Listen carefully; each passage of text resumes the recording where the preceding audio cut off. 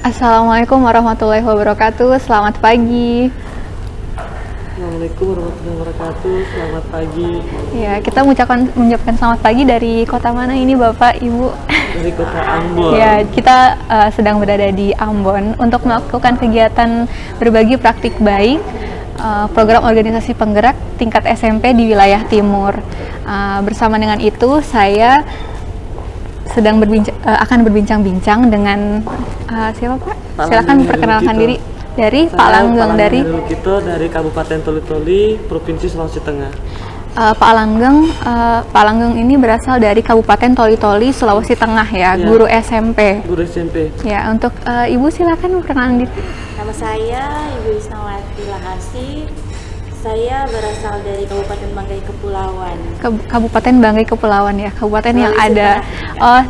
Banggai Kepulauan itu adalah sebuah tempat yang ada destinasi wisatanya Danau Cermin. Sekali. Ya. Nanti Ibu kapan-kapan berkunjung. Amin. Iya, naik perahu di sana ya. Nanti keliling Danau Cermin. Ada Danau Cerminnya di sana. Ya, kalau di Toli-Toli apa, Pak? Ada Danau Cermin juga? Di sana cuma ada pantai saja. Oh, ada pantai. Saja gitu. Tapi di sini kita bukan mau berbicara tentang tempat wisata ya. Ada yang lebih menarik dari pembahasan tentang tempat wisata, yaitu bagaimana Bapak dan Ibu sebagai peserta berbagi praktik baik bisa membagikan pengalamannya ketika menjadi guru sasaran di sekolah masing-masing. Boleh diceritakan, Pak?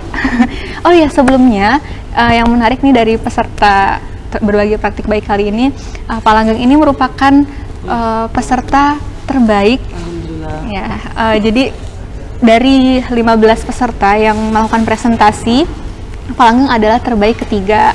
Nah, kami pasti sangat penasaran ya, apa yang Bapak lakukan sehingga dari awal sampai akhir sehingga bisa mencapai prestasi ini.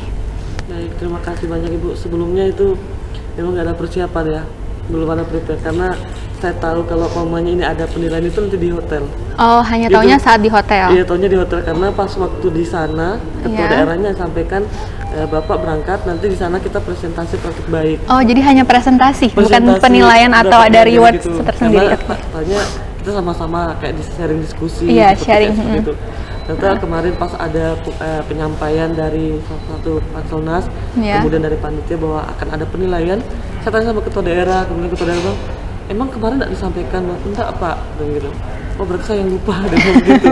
Jadi dari itu memang malamnya persiapan prepare-nya itu cuma malam itu aja. Malam ketika sudah di hotel ini? Sudah di hotel. Oh, jadi bukan dari jauh-jauh hari ya diinfokan ya? Iya. Karena memang laporan best practice-nya sederhana sekali sesuai dengan template. Cuma template, kemudian RPP, foto. Kalau begitu bagaimana yang menurut Bapak, bagian mana yang paling menarik yang bisa menjadi nilai sangat penting dalam berbagi praktik baik dari Bapak? Mungkin karena praktik baik ini saya lakukan langsung real di lapangan. Memang seperti itu adanya, seperti itu keadaannya, kemudian didukung dengan public speaking ya mungkin ya. Kemudian jadi ada modal public speaking. Dibumbui-bumbui gitu kan? Jadi kayak apa ya? Memang keadaannya di sana seperti itu. Kita tidak bisa menggunakan media yang berbagai macam. Kita tidak bisa menggunakan media yang banyak. Karena memang keadaannya yang tidak mendukung. Bukan berarti tidak ke sana, tapi keadaan kondisi geografisnya yang belum mendukung. Dengan keadaan geografis yang belum mendukung itu, apakah lantas Bapak punya inovasi atau solusi sehingga menarik gitu diangkat? Jadi apa yang menarik dari best practice Bapak? Yang menarik itu karena saya menggunakan media langsung ke masyarakat. Oh, bisa diceritakan karena saya ini ada di dalam berbagi praktik baik itu, tapi tidak menyaksikan Bapak secara langsung, dan kita juga bisa berbagi ke penonton ya. Jadi saya tuh menggunakan media itu bukan menggunakan PowerPoint. Media saya itu bukan lagi menggunakan aplikasi dan sebagainya. Media saya itu langsung saya minta anak-anak untuk melihat di lingkungan sekitar. Itu adalah media terbesar yang mereka bisa lihat, karena anak-anak saat ini apatis dengan lingkungan sekitar, Bu, gitu. Apatis, belum peka terhadap lingkungan sekitar. Tidak menyadari bahwa di sekitar itu ada banyak manfaatnya. Yang bisa dipraktekkan, apalagi mata pelajaran IPS yang sangat mendekati itu. Contohnya itu kemarin saya mengangkat judulnya itu, salah satunya itu adalah kasus pernikahan dini. Kasus pernikahan dini, bagaimana ceritanya itu, Pak? Menarik sekali ya. Karena apa ya? kan ada di materi IPS itu lembaga sosial. Ya. Ya, Oh ya, ini kelas berapa Pak? Bapak mengajar Kelas kelas berapa? 7. Kelas 7 SMP. Kelas 7 Baik. SMP. Materi itu lembaga sosial. Nah di materi lembaga sosial itu kan banyak subnya. Ya. Jadi saya memilih lembaga keluarga. Oh, lembaga keluarga. Lembaga keluarga ini kan banyak fungsinya, perannya. Tapi kok terjadi namanya pernikahan dini. Iya. Nah kira-kira apa yang menyebabkan peran dari lembaga keluarga ini tidak sampai sehingga kasus pernikahan dini itu terjadi? Oh, bagaimana Bapak menyampaikan ke anak-anak tentang materi tersebut? Ya, yang pertama saya berikan gambaran peran keluarga itu seperti ini. Kemudian yang kedua, saya tampilkan kasus pernikahan dini di Indonesia. Ada, kita bisa lihat berapa contoh seperti itu. Terus saya tarik ke masyarakat. Jadi anak-anak terjun langsung kah Ya, atau anak-anak bagaimana? terjun langsung. Kemudian mereka menceritakan pengalaman sendiri. Oh, jadi mereka datang maksudnya mereka mengunjungi tetangga atau Iya, bagaimana? yang tetangga yang mengalami kasus pernikahan Oh, dini itu. jadi secara berkelompok kah atau individu tugasnya? Individu karena Individu. siswanya tidak mencukupi. Oh, jadi seperti itu.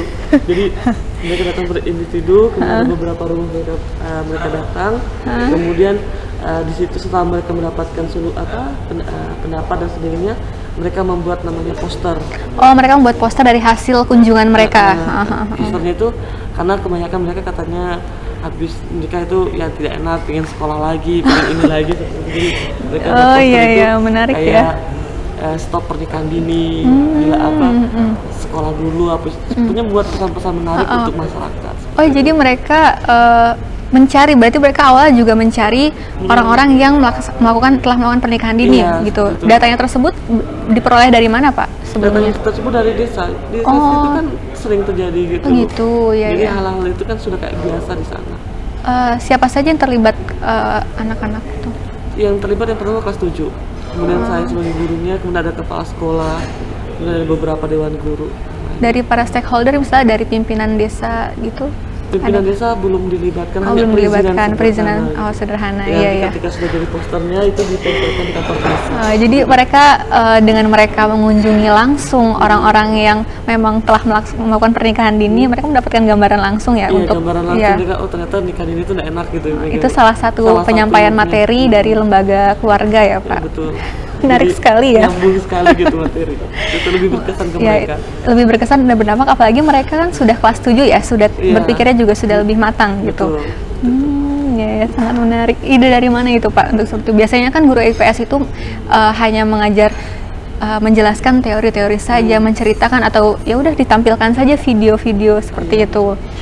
Kalau ide itu biasanya kadang langsung tiba-tiba muncul seperti tiba-tiba itu. muncul. Kayak misalnya kayak materinya apa bagus dibuat, kayak iya, gitu, iya. apa cocoknya seperti itu.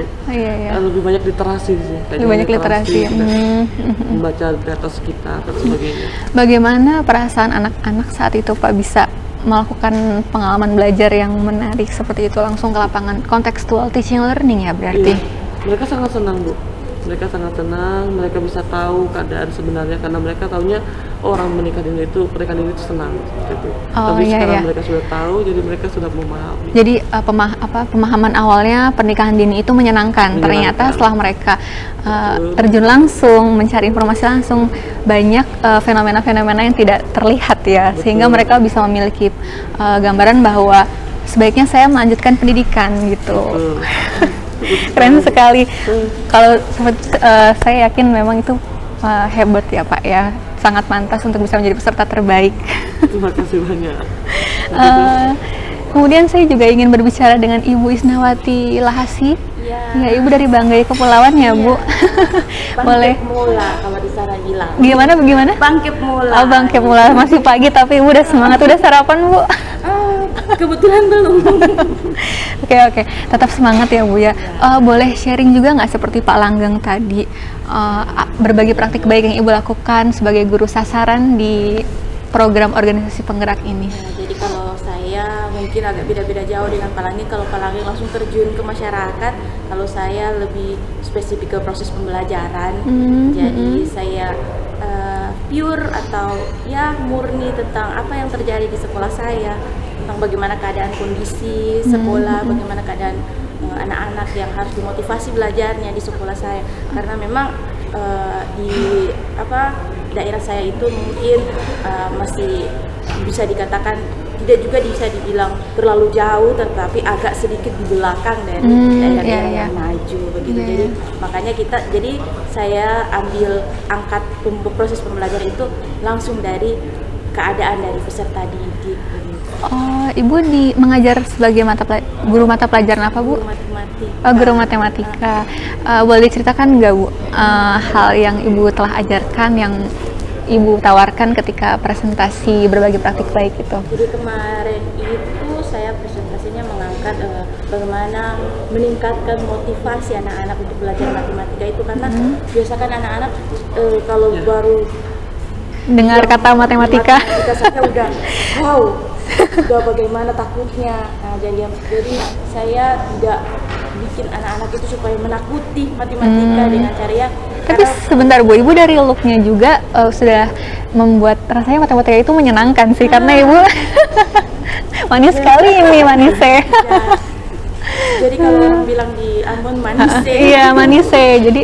Jadi kalau di sekolah itu ya, karena anak-anak juga memang seperti yang saya bilang tadi, matematika itu buat mereka menyebalkan kalau mau dibilang, tetapi menakutkan. Karena mulai dari angka-angka, rumus-rumus dan segala macam. Tetapi bagaimana caranya kita untuk memotivasi anak-anak supaya anak-anak bagaimana cara kita menentukan model itu pelajaran supaya mereka mau belajar matematika dan mengajak mereka untuk perlahan melepaskan mindset bahwa matematika itu sulit, itu yang harus.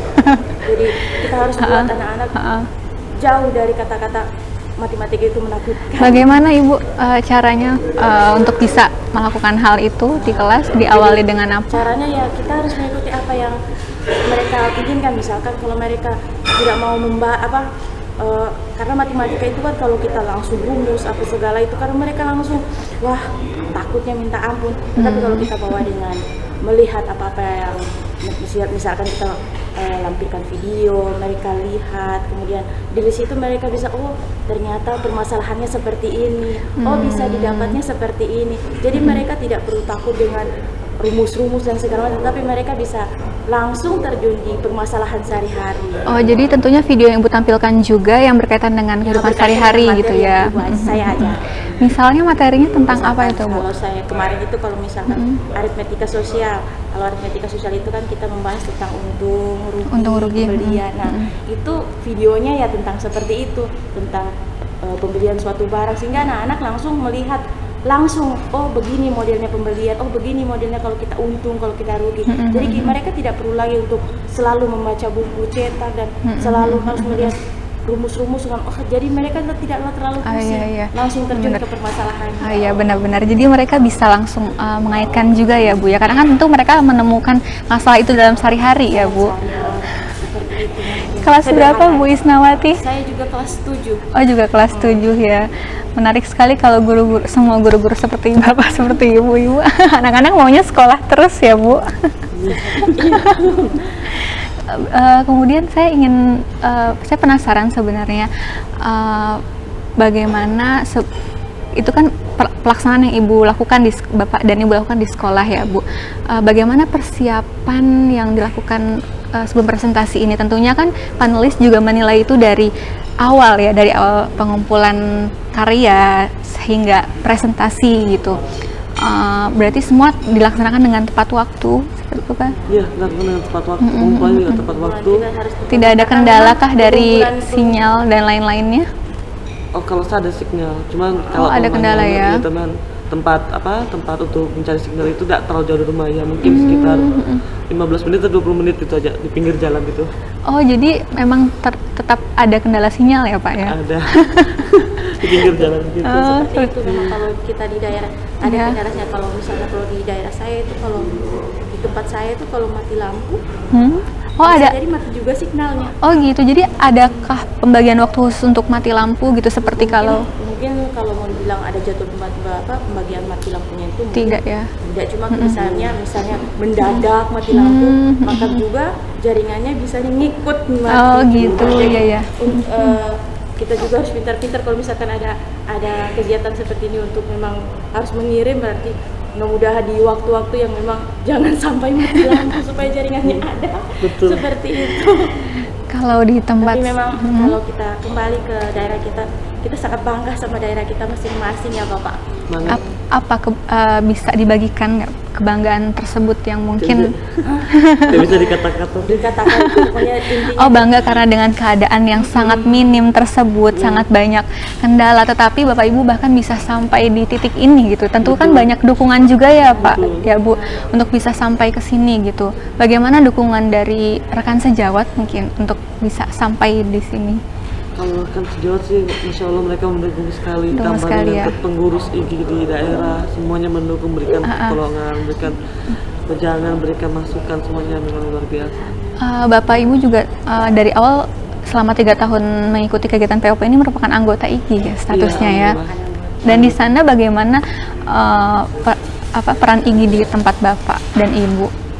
Sangat luar biasa, maksudnya sangat kalau di Bangkai Kepulauan itu sangat luar biasa. Mereka selalu memotivasi. Jadi 3 tahun ini kita merasa bahwa memang kita sebagai guru sasaran di daerah Iya. masing-masing sangat diperhatikan. Sangat diperhatikan ya. Dari ketua daerah kita masing-masing, dari fasilitas daerah, dari panitia daerah. Oh, fasilitator daerah, ya. Di Bangkai Kepulauan itu mereka selalu kita misalkan kalau kita ini sudah dipilih jadi guru sasaran untuk dikirim ke sini, itu mereka selalu bertanya bagaimana kesiapan kita, iya, bagaimana jadi apa yang kurang, kita tidak iya. dilepas seperti Iya, ini. iya, Kita sangat bangga dengan IG dari daerah kita masing-masing. Makanya setelah itu selalu kita bangkit itu. Kalau Bapak punya bagaimana? Kalau saya di daerah saya bangkit Gimana tadi? mola. Oh, artinya mola itu apa Bu? Mola itu bisa. Oh, bangke bisa gitu ya. Saya nggak tahu kalau itu. Yang satu cuma toli kota Cengkeh saja. Toli-toli kota Cengkeh. Kemudian kalau di sana itu ada namanya Kinatawan. Kinatawa artinya apa Bu? Terima kasih. Oh, terima kasih. Kalau ibu bisa mengerti karena dia memang putri asli daerah. Kalau Oh, jadi asli dari daerah. oh, putri daerah ya Bu ya. Oh, yang benar-benar menjadi Jadi memang motivasi Iya. rumah ini harus bisa berarti maju, Ibu harus bisa walaupun tidak sama, paling tidak harus bisa mengimbangi lah. Kalau saya kan hanya numpang, bukan numpang juga ya, maksudnya saya tinggalnya di situ, tapi saya kan sukunya suku Jawa. Oh, jadi Bapak bukan asli dari Toli-Toli namun transmigrasi kah? Iya, Oh transmigrasi iya iya, seperti itu. transmigran berarti ya. Bahasa-bahasa suku Toli saya belum paham. Oh seperti iya, itu. tapi walaupun belum paham bisa mencerdaskan di anak-anak di Toli-Toli ya Pak ya. Sesuai dengan moto dari guru, Keren, harus keren. bisa mencerdaskan anak. Siap.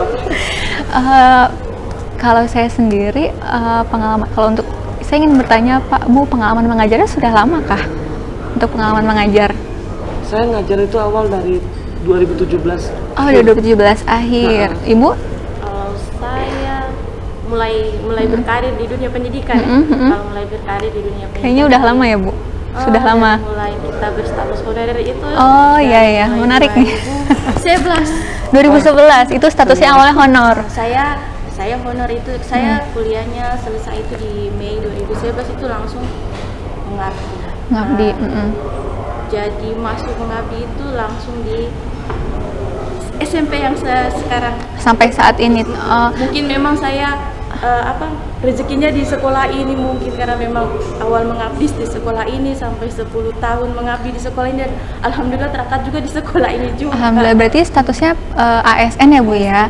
Jadi Bu Isnawati ini adalah seorang guru yang awalnya honor ya Bu ya di SMP berapa Bu? SMP Negeri 3 Tinangku. SMP Negeri 3 Kinangkung di Banggai Kepulauan, 10 tahun mengabdi, kemudian ada penerimaan ASN. Alhamdulillah Ibu Isnawati menjadi salah satunya yang terangkat ya. Memang sudah putri daerah, juga mencerdaskan daerahnya gitu, keren. Mencerdaskan daerahnya. Kalau Bapak bagaimana Pak, status awalnya honor kah Iya, atau? saya honor. Oh, honor. Jadi saya selesai kuliah itu 2017 bulan Mei. Kemudian sempat kerja di Alfamart begitu. Oh, jadi Bapak jadi Pak Langgeng ini pernah bekerja di Alfamart ya.